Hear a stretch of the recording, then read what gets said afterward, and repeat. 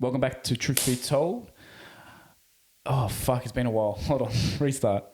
3, 2. Welcome back to Truth Be Told. It's all right. I'm in the music industry. I'm used to taking like multiple takes, bro. It's all good. Just punch in. All right. You know what? We'll leave that. Welcome back to Truth Be Told. My name's AJ. I'm your host. It's good to be back. You'll notice that things are a bit different. We've got a new studio in place.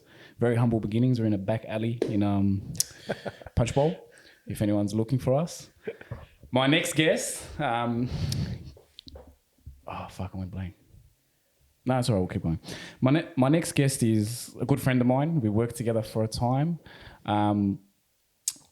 You would know him and you wouldn't know him. The way I was going to start this, pretty much I was going to say, is that most men and women in life, they attribute their success to their partners, or they always say a good man has a strong woman behind them.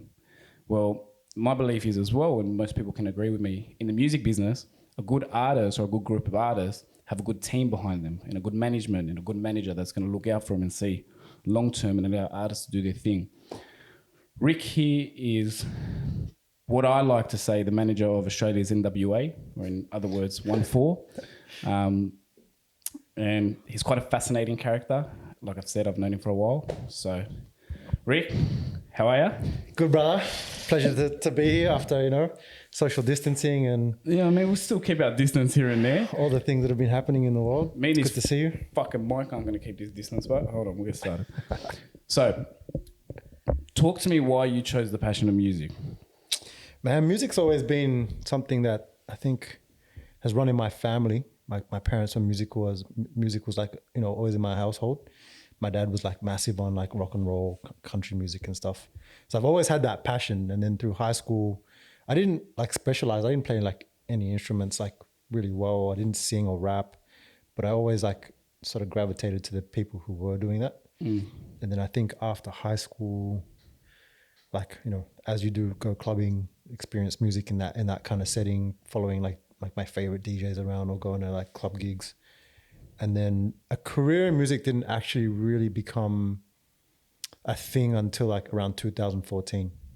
I started to manage like a friend of mine, and that sort of just snowballed. And I think what I learned was how to, like, music was like where I feel like my skill sets sort of fit in to where my passion lied, which was like anything creative.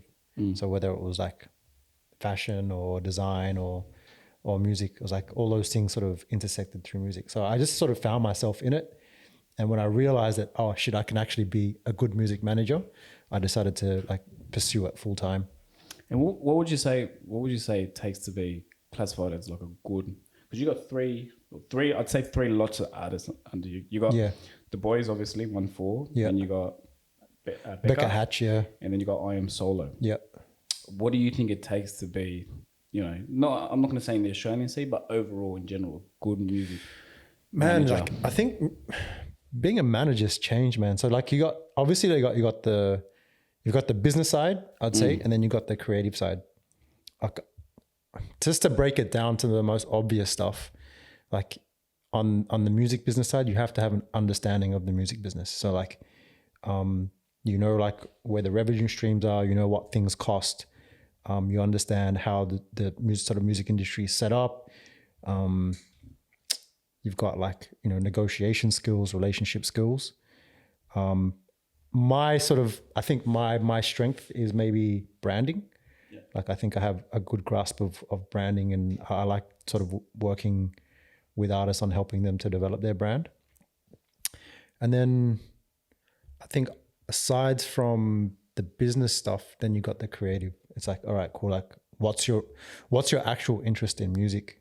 Are you a technical, like you technically sound, or is it more like you have just like a thorough knowledge of different types of music, or you specialize in one music? It's hard to say what, like when I look at my different favorite music managers, like guys like Dre London or... I love him. Like Post Malone's manager. I feel like he's the new Diddy. Yeah, exactly. Yeah. I honestly feel like Dre London is the new Diddy. You always see him like this. Every time I see him on his stories, he'll be in like Brazil, like, man, I love Brazilian women. Come here, post, where are you? Brazil's got the best women. I'm like, where's the nearest artist? I need to manage an artist. This bloke's killing it. Yeah, 100. Like, yeah, like it's hard to say like what if there's like one. I think there's like there's so many different styles of management. But there are the basics, yeah. Have sound fundamental business knowledge, good interpersonal skills, like understand how to communicate with people. You fucking have to be a good listener, super patient. I think if you're getting in it for the money, you're definitely like choosing the wrong career. I agree with that, but like in general, that's like any career in general. I don't know. Right? If you're going into finance, fuck. Yeah, you're going straight into money. But if you're like going into finance, you got to love it. Yeah, 100%. Or you're going to sell your soul. Yeah. I think music is sort of the same. Like if you're going to become a manager, don't do it thinking that you're going to make major money from it. I think from my experience anyway, like being a manager has more or less created more opportunities for me. And it exposed me to so much of the music industry. Like you see the whole music industry now. Like as a manager, you play so many roles. So like you get to see quite a wide scope of the music industry. As a manager, what would you say? So would you say what intrigues you more, the business side or the creative side? And I think there's another side as well. There's a personal side as well. Yeah, 100. Because you got the business side of it where you're crunching numbers, you're doing the Spotify's, you're doing the relationships with huge streaming companies and things like that. You got the branding side where you're going to be like, you know what, I think you should go towards this more demographic. Don't be going crazy like this because that's going to go off brand with that. Yeah.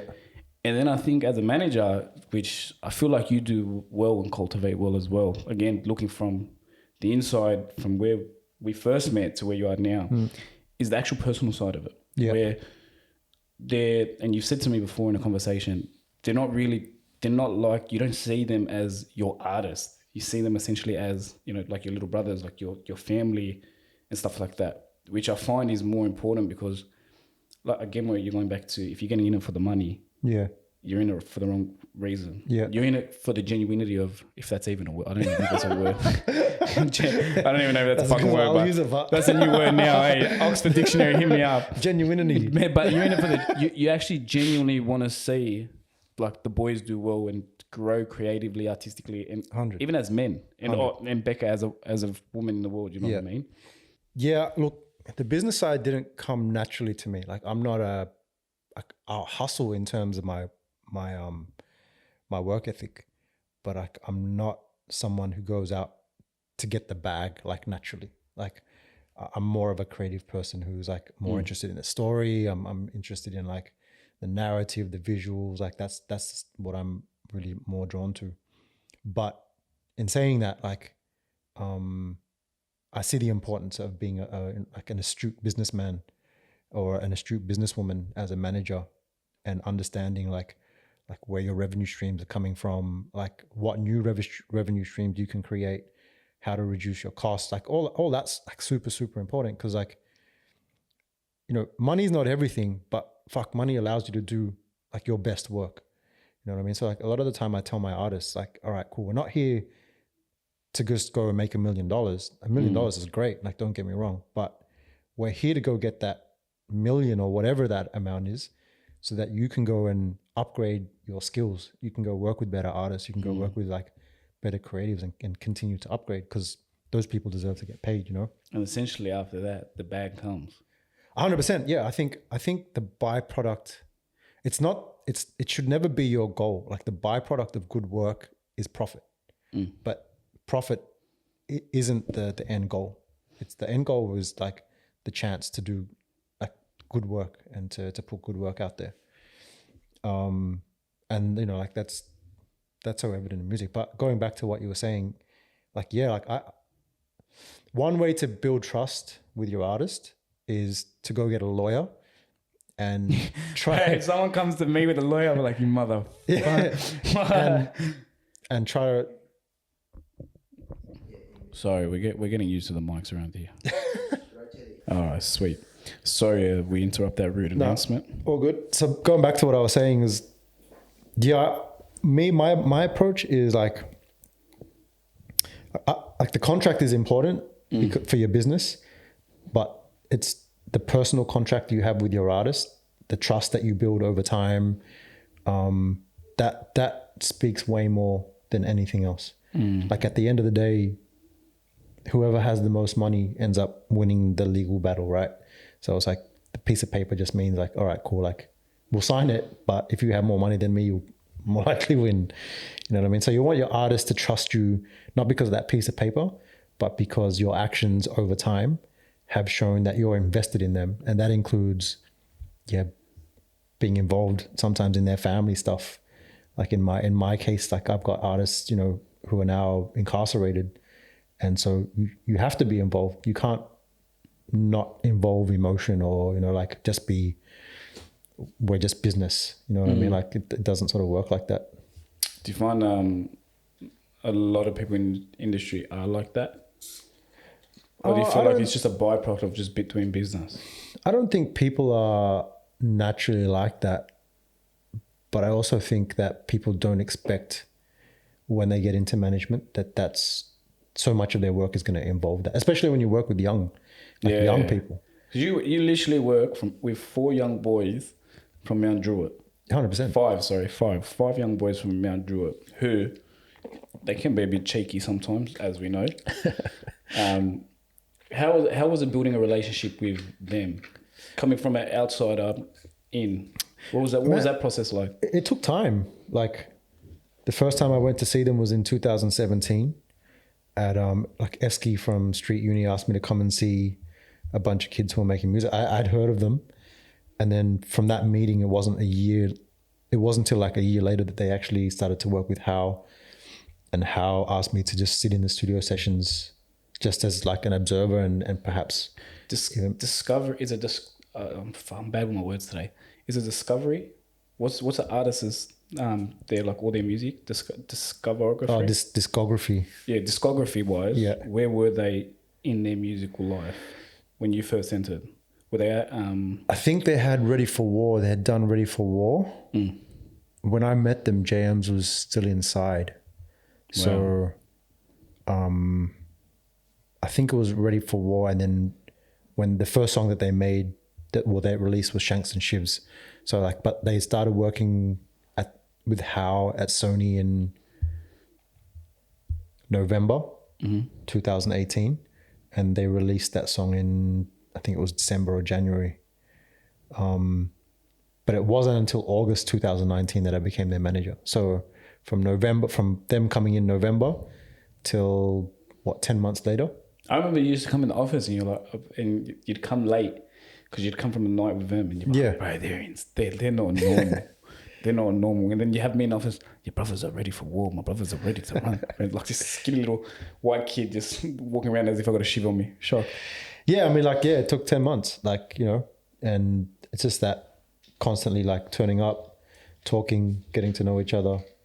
Same with like Becca Hatch. Like, I met her, wasn't until like almost a year and a half later that I started working for her. And I've known Souls for a long time, for years.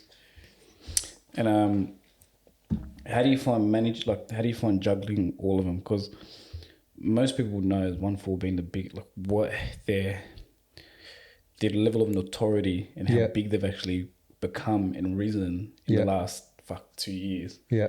What's it like, managing 3 different lots of artists and also managing one group of artists, OneFour, and the 5 different personalities and the external influences that come with that? Because we've all got like, it might be me, but I come with baggage. I come with a man. I come with, you know what I mean? Like I come with, everyone's got external influences. You're not baggage. I love you. Just so you know. Each artist has different needs, and I think that's your duty as a good manager to identify those needs, ask them those questions, and figure out what they need.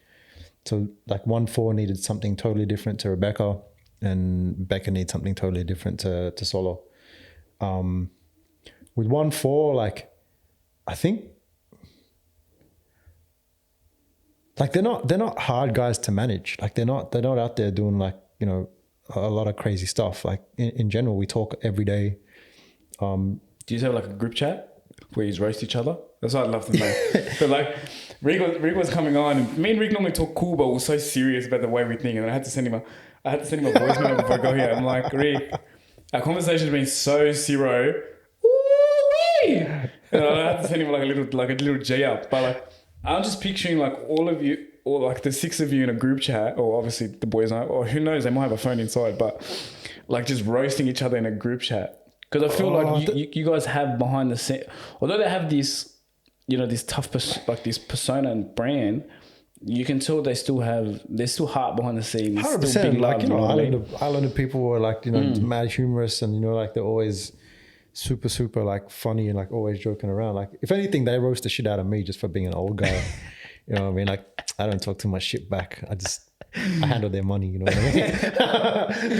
Yeah, you're not getting paid this week, bitch. I'm a sly Asian, like I'll fuck you in another way. Don't make fun of me, cunt. But no, like they're cool. It's more, I think with OneFour, it's more handling the relationships like within the business end. It's hectic because they get hit up for so many different things, you know what I mean? Like so many people have podcasts that they want them to be on. Everyone wants to do like, you know, catch next episode. Don't fucking put them in anyone else's podcast. That exclusive interview and the other one was okay. The deep end one's fine, but everything because he's in another state, so that's all right. Anyone in Sydney can fuck off right now. No, I'm joking, baby. We'll love. But yeah, and then Becca's different and Solo's different. Like it's just you want to understand what they actually need and cater to their needs. Make sure like that you're meeting their needs, because that's what helps them to build their trust with you. What would they say your biggest strong point is as their manager, and also your biggest weak point as their manager? Because we all got weaknesses, except for me. I'm perfect, but I think with OneFour they probably think I'm a pushover, like I'm mad lenient, because like I'm like, you know, because you're nice. But I think in saying that, I don't want to coddle them either. Like I don't want to hold their hands like through things. Like they have to experience doing something right, fucking it up. But it's more like, okay, if you fuck something up, that's fine. What's the lesson you learned from it? How do we get better? Like what's the opportunity to learn from this situation? Yeah. And like things like I'll give you an example. Like some people like don't like any alcohol or anything in the studio. It's a straight work. But I'm like, man, that's not realistic. Like if you're a young person, you got to make this fun, right? You got to loosen up a bit. 100%. But those things can get fucking loose. Yeah. Like, I've been to a couple islands drink ups, let's just say. Yeah, it gets fucking loose. And before you know it, like there's always the one cruiser wonder. There's always the one Corona wonder. There's a bloke that drinks the whole bottle and we're like, oh, so you didn't bring another bottle? That was a $100 bottle. What else? That was supposed to be for 8 of us and you've drunk it by yourself. And so my approach in that situation is like, all right, cool. Like you want to fuck yourself up. That's cool. But I expect you to come back and back up tomorrow. Turn up on time, give the same energy. And if you feel like shit, that's your fault. But we're here to work. You know what I mean? So is there a lot of, do you feel amongst them there's like a lot of like sort of camaraderie? Oh, 100%. For example, like they push themselves. It's a brotherhood. Like it's definitely like a brotherhood. Do they ever check themselves? 100% all the time. They check each other. Which is very important. Yeah, 100%. Yeah, I think so. Like you don't want yes people around you. Like in this business, you want people like who just speak their mind and be honest. I think it's probably my best and worst trait in that. Like I'm not here to micromanage you. You're an adult. This is your business. I work with you. I'm your partner. Like we're here to build this together. So it's more like you put the energy in. Yeah, I'm gonna match it and try to go a bit more, but I expect you to match mine and then go a bit more as well, and then we push each other over the line. What would you say would be, you know, like a couple points for young, like let's say young guy wanting to become an artist and wanting to become in the industry? Because I've had this conversation with a lot of people, and I talk about it a lot on live because a lot of young ones, they want to get into music. Like I swear, I think becoming a rapper is like becoming a real estate agent these days. It's like everyone wants to become one. Yeah. And you know what? Peace and love to everyone that wants to become one. But I was on live the other day and I was talking about it. Being a rapper or being in the music industry, it isn't. You're not a boxer. Yeah. You're in a football team. Yeah. Do you know what I mean? There's 100. So many different positions you can play, 100. which all interlink on each other. Yeah. The Tom Brady's not the best quarterback because of his skill. Yes, he's a phenomenal player. Yeah. Yes, he is, but he can't be shit if he doesn't have good. He won't be shit if he doesn't have good running backs. Yeah, if he 100%. have a good defensive line. So, what I try to explain to people is even if you can drop a couple keynotes and all that stuff. Yeah.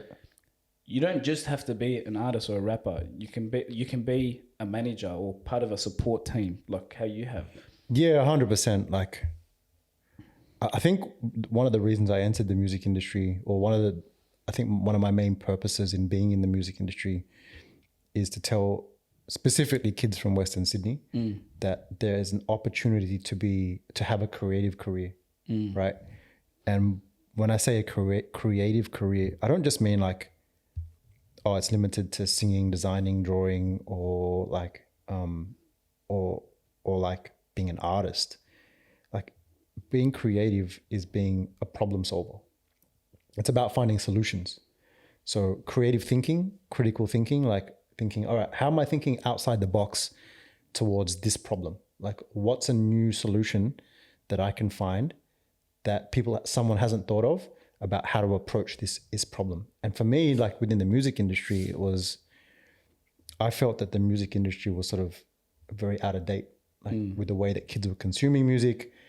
And I'm just talking about Australia in general. Like when we were looking at hip hop and R&B, I felt like, man, we're all like, why are the labels so slow to pick up on this music and start developing that, like, artists? Like, why was hip hop in Australia predominantly like this white, like represented by white rappers?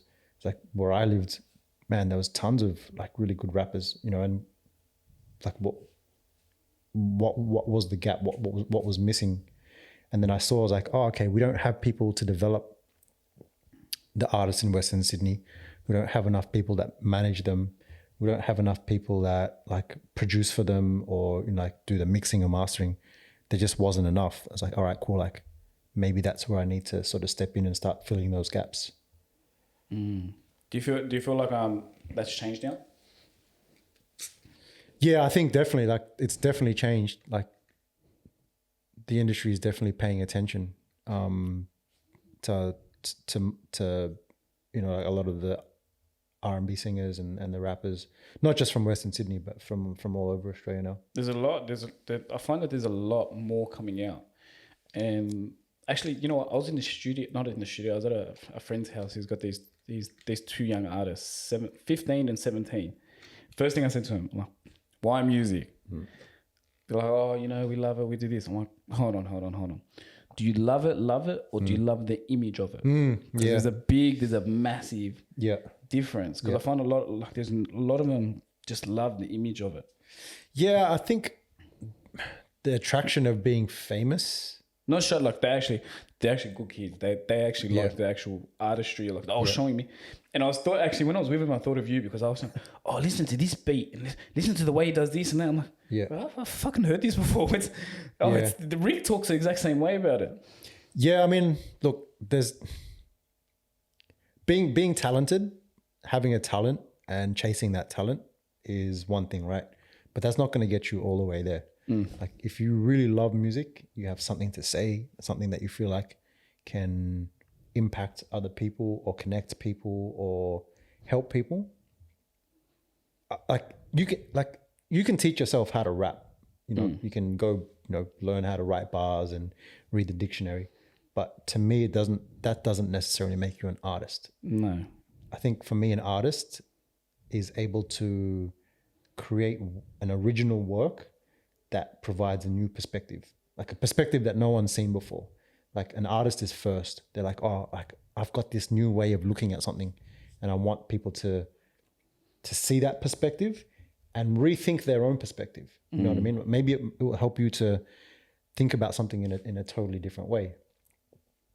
Anyone can be a rapper. You can just get up there and like blah blah blah, like rap mad, like, you know, mad bars and whatever. But for me, that's not enough. Like that's. I guess that he doesn't want to manage me after he saw my song with DJ Discretion. I had bars, but obviously I wasn't telling a good enough story. Can you message Discretion now and tell him that we're gonna have to redo that? Thank you. Yeah, so like I look for artists that already have that mentality of personal growth.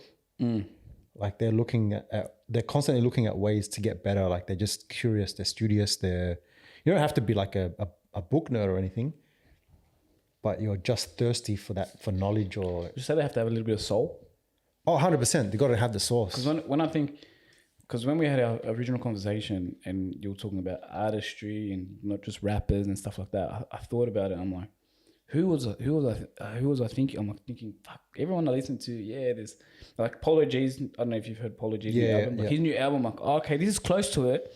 But then on the way here, I was listening to Jay Haas. Yeah. I'm like, now I get it. It's just like, because it's just the way he speaks about some things, just the emotiveness, the level of soul that goes into it. Yeah, bro, like we call it source, right? Source is like that. It's that X factor, like that. Like hip hop itself, like I think a lot of people get it mixed up. They think, oh, hip hop has to have these really deep lyrics and it has to be about activism. Yeah, that's one of the components. Can't be always about that. I mean, we've got to talk about fucking bitches and getting money too. But it's how you say it. It's the style. It's your style. It's how you present yourself. It's like you can have the most interesting thing to say, but if you're a boring talker, no one's going to listen to you, right? So you got to have that sauce. Like you don't just have the pasta. You put the sauce on top to give it the flavor. The flavor is what attracts people to. You need that Prego sauce. That's it. And so once the people are interested and you've got their attention, they're more likely to listen to what you have to say. And for me, like that's the thing I look for in an artist. Is like, does the artist have the source? Like, all right, cool. Like maybe they got money and they can buy like really expensive clothes and look the part.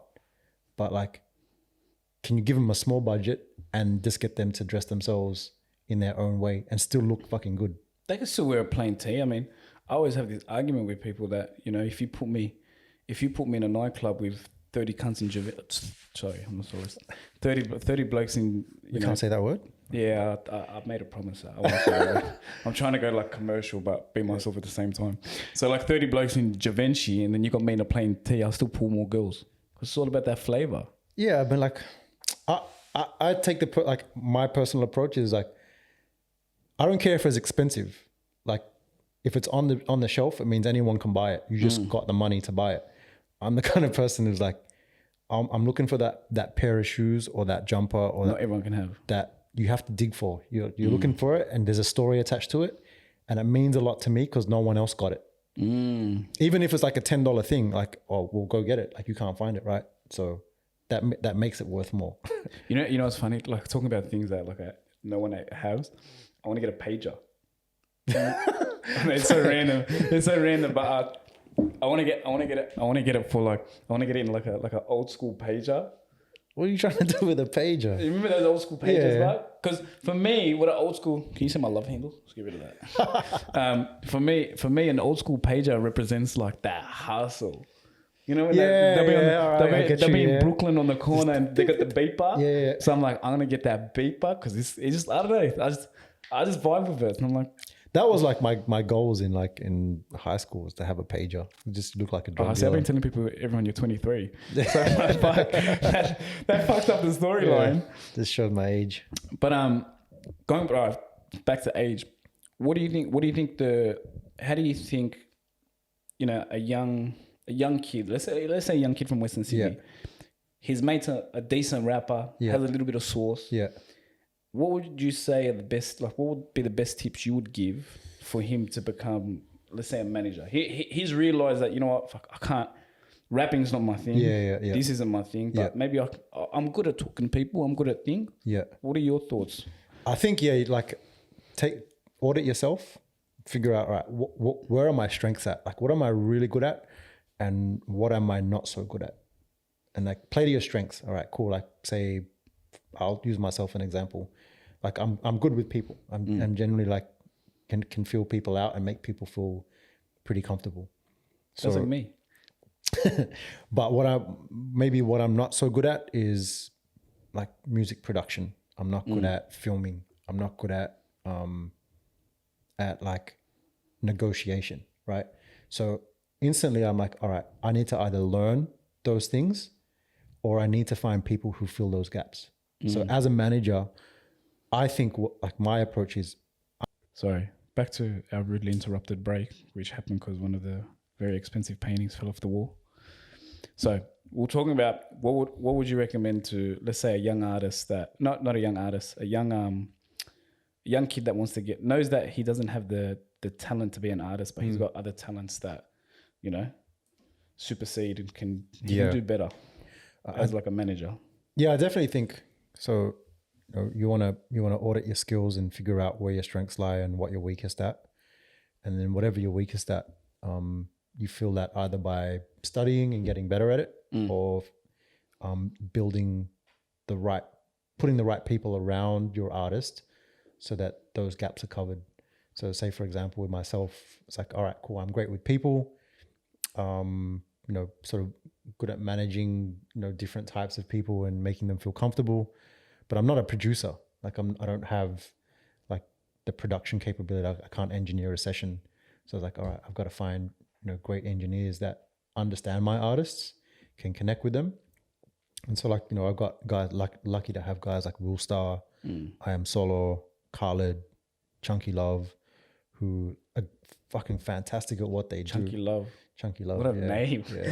I love that. Shout outs to Chunky. Shout outs to Jamie. He's like, you hear his guitar on Welcome to Prison. Okay. Like that's him playing. And then you have like, sound, like an incredible sound engineer. You have, someone who masters. You have like a graphic designer. Like, what's this? Like I always wonder this because he make me always shout out his sound engineer Cruz. Yeah. What's the sound engineer actually do? And what's his name's got 40.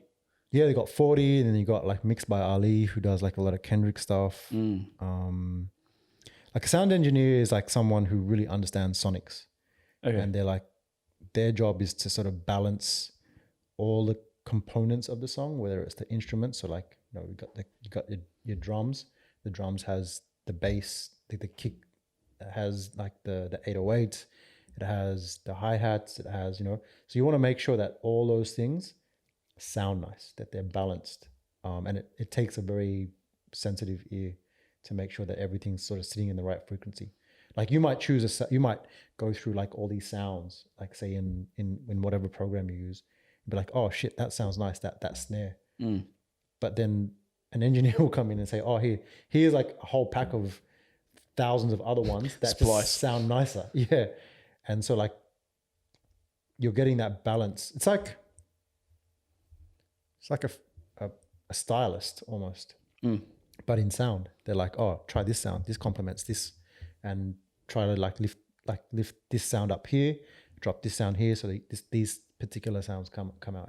It's a really like fascinating profession, but it takes a lot of practice. But literally going back on what we were talking about before about how important, and how you said it, how important having a good team is. Yeah. A good song wouldn't come along without a good engineer. Yeah, I think engineers are super, super important. Like, so I see the difference. I can hear straight away, like, all right, cool. Like if I hear some new music coming out from new artists, I'm like, oh, okay, cool. You have a really cool idea, but you didn't have someone there to help you finish it, like to where it could get to. It's like being like a carpenter. Like you might be able to cut and sand, but you might not know anything about the lacquering and the finishing, right?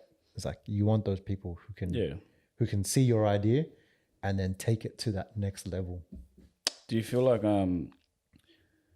again it goes back onto spending more money before we touch into the other stuff? It goes back on because I'm very business minded. Yeah. So I think that again for artists who really want to do it properly, that also costs more money. Yeah, it does. It does. Having an engineer means you got to spend more money. That means your pie gets Yeah. split more. Yeah. You know, so but It's funny, like we get hit up now a lot, like especially Solo and like I Am Solo and Will Star, they get hit up now like by, all the like new drill artists that are coming up and, like a lot of Australian or global?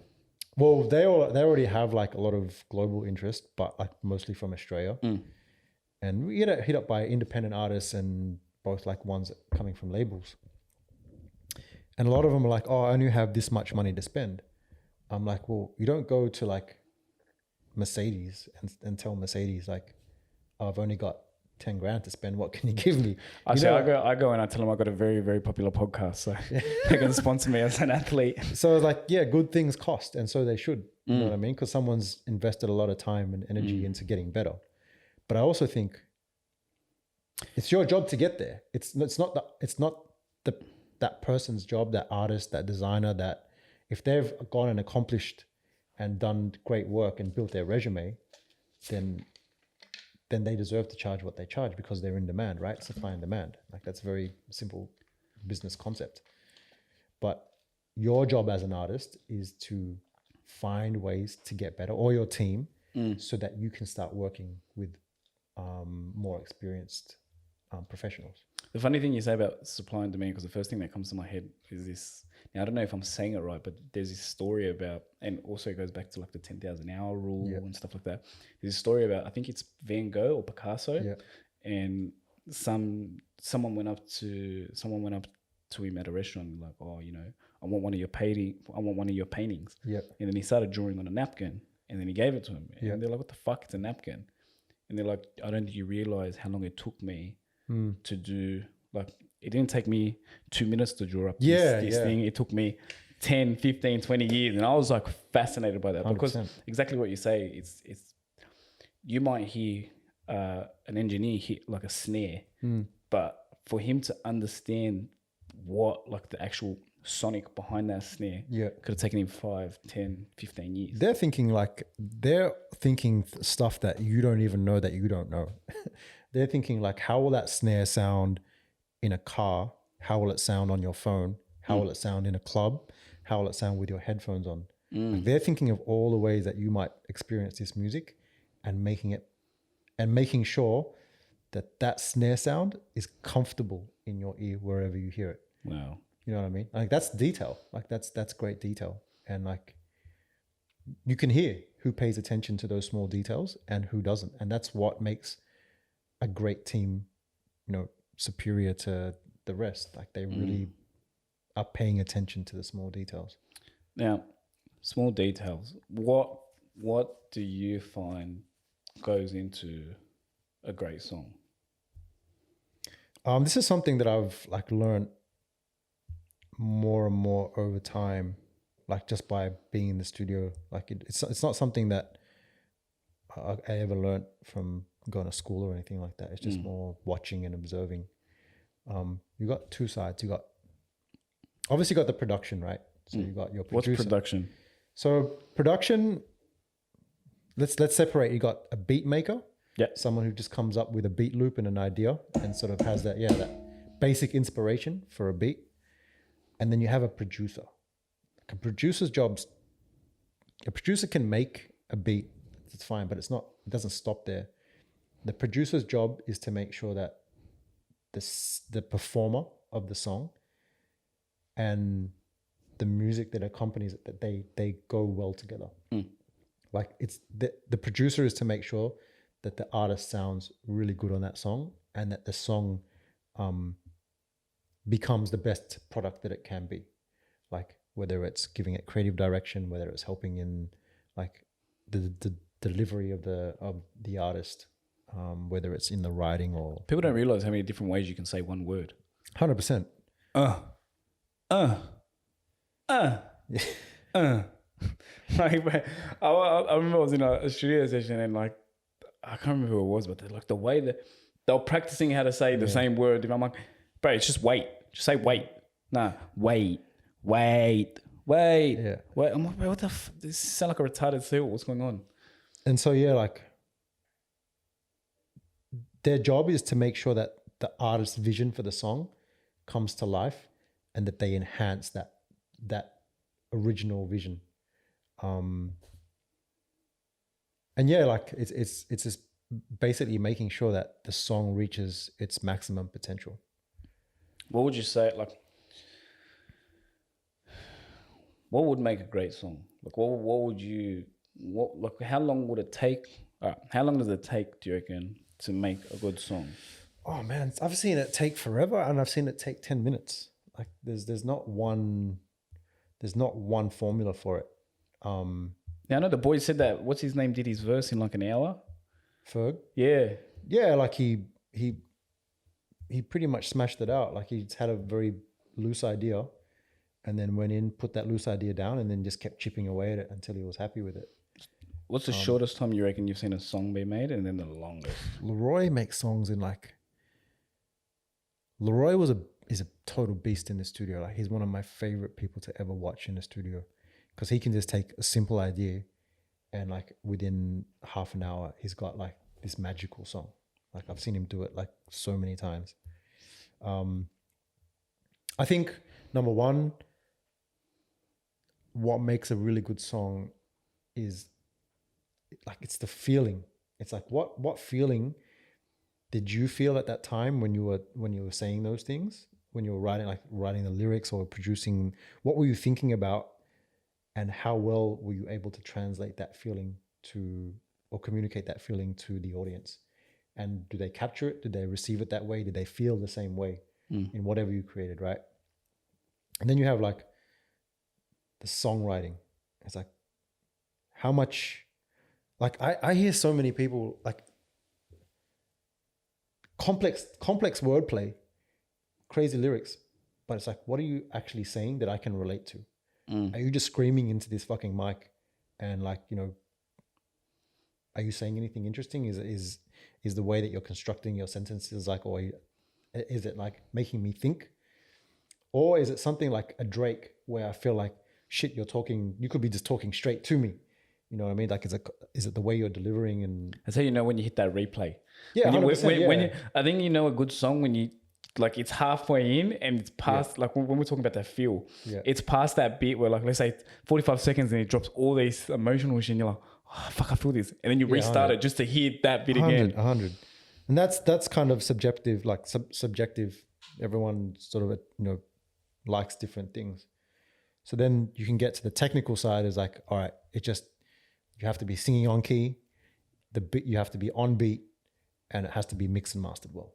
Like, you know, you can talk about it that way in a purely technical form and say, all right, is the song good technically?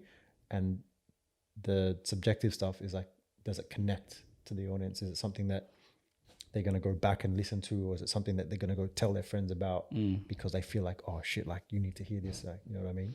You want it to be the song that they pass the aux chord and then they plug the aux chord in and then they play the song and then everyone in the car is like, fuck, thank God we gave him the aux chord. Yeah.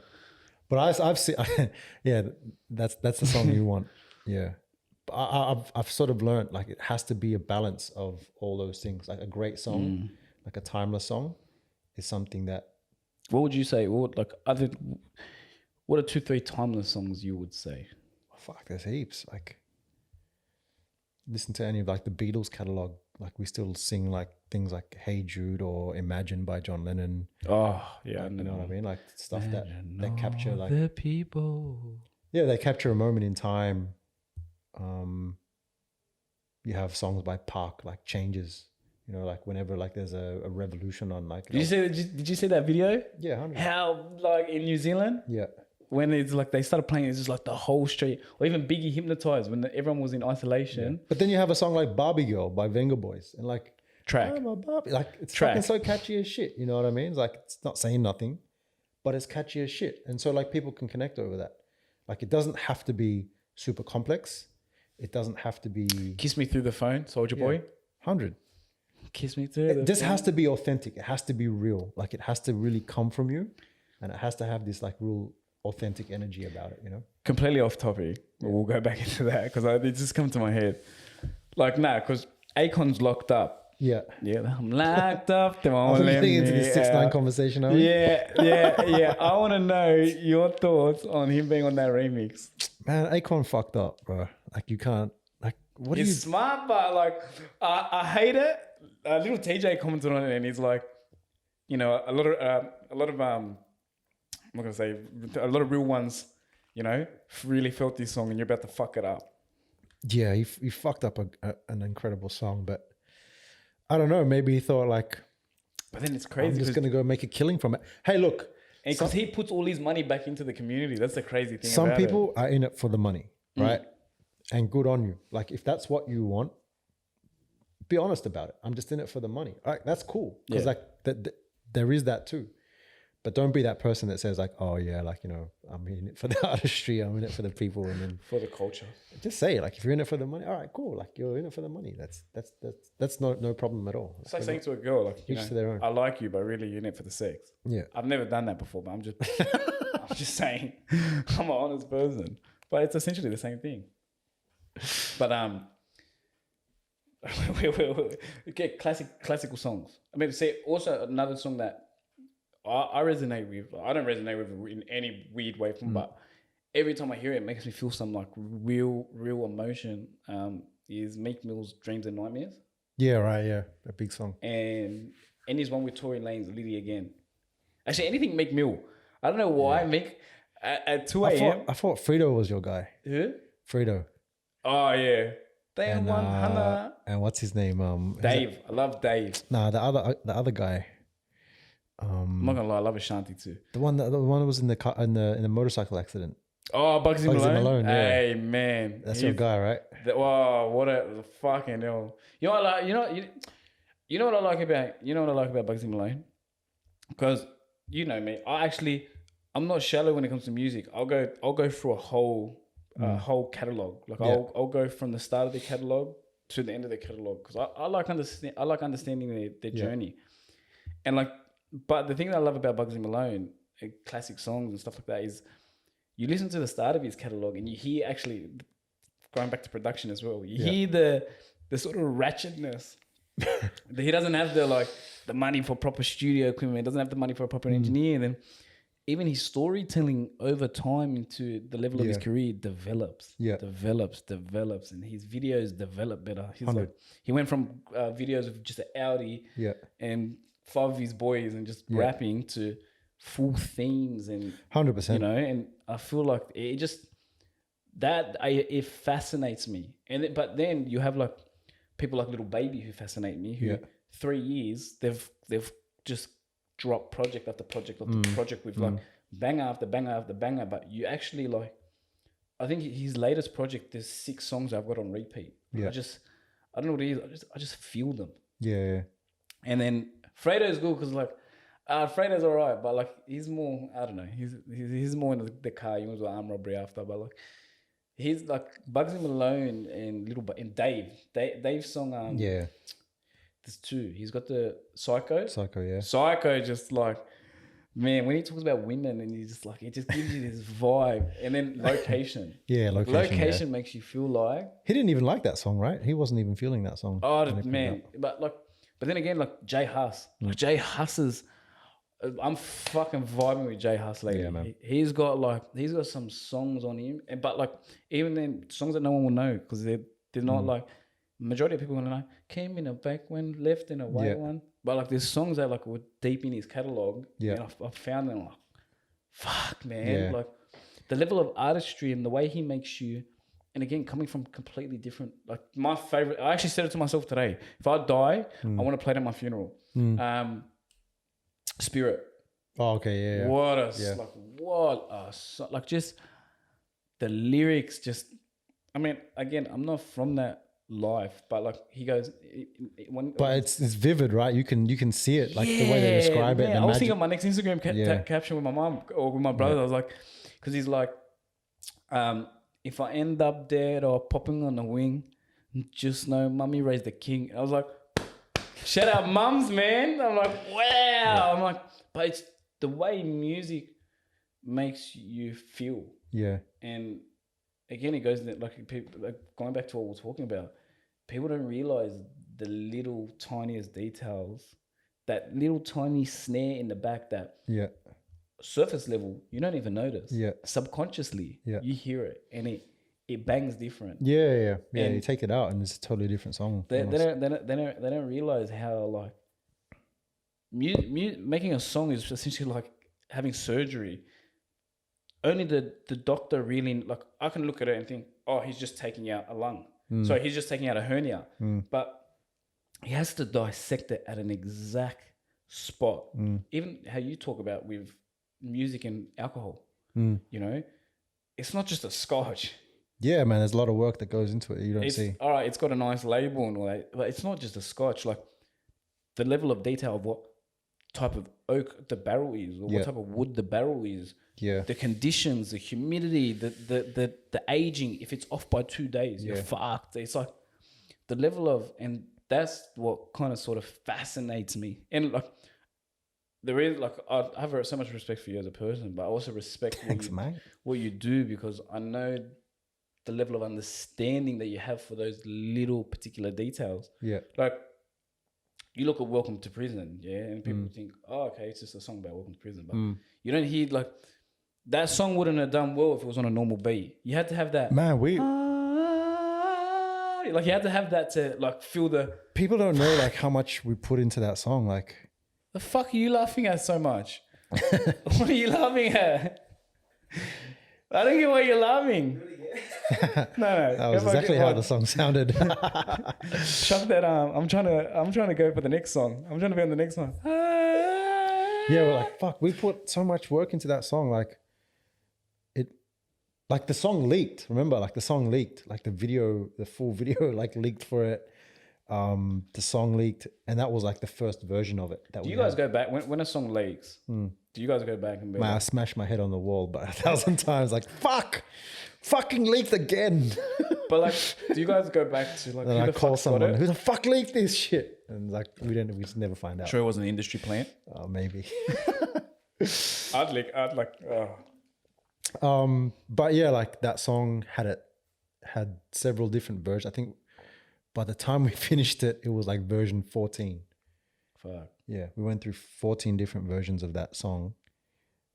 We had someone come in and play the violin on it, like live. So anything that has a violin or like orchestra, it's just, you know, it's just gonna bang different. Like, colored Helade keys on it. We had like Angel, Sparrow, Stan Walker, 7-0. But Stan Walker. Yeah, he was like he's doing the backing vocals in that. Wow. Like they just came into the studio with that. one Fuck time. that. I can't compare with that. But yeah, those are all those small details. And again, I put that not down to me. That's like the Will Stars. That's the Coloreds. That's the solos. Like, who understand what the song can actually become. Like we have the idea, but they can really make it become something. Again, you choose a photographer. Like the photographer like will be technical. They'll be able to operate a camera. But what you're really paying for is the idea. It's like, what idea do you have that makes my artist look different? With a videographer, it's like, I know you can shoot something, but what's your idea? You know what I mean? Like, what's the idea that you have that I didn't think of? That's what I really look for, is like people with ideas. That's funny. That's actually really funny and interesting topic, considering all the fucking ideas for this podcast are mine. The stage and everything, mine. What the fuck do you come up with? Yeah. Thanks, brother. It's fucking very expensive plane with this. No, but you need everyone to be working, like, you know, like you got the technical person and then you got the idea people, like, and you want to build a team that has the right balance of that.